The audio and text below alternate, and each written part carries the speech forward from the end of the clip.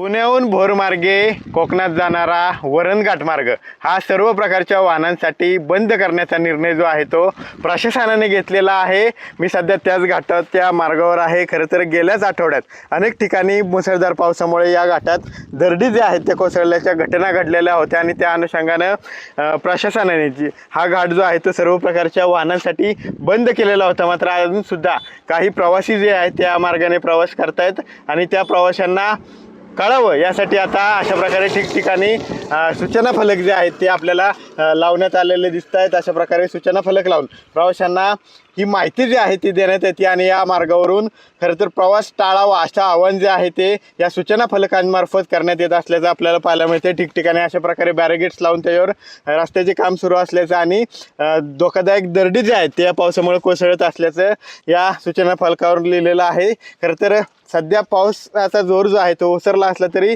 रिमझिम पाऊस जो आहे तो घाटात सुरूच आहे आणि छोट्या मोठ्या प्रमाणात दरडीचा मलबा जो आहे तो खाली येतच आहे। त्या अनुषंगाने हा घाट जो आहे तो सध्या वाहनांसाठी धोकादायक ठरतोय आणि त्याच अनुषंगाने 31 ऑगस्टपर्यंत हा घाट बंद असणार आहे आणि त्या अनुषंगाने पाहिले तर अशा प्रकारचे सूचना फलक जे आहेत ते या ठिकाणी लावलेले पाहायला मिळतात। कॅमेरा पर्सन किरण आंबिकेसह विनय जगताप, TV9 मराठी, भोर, पुणे।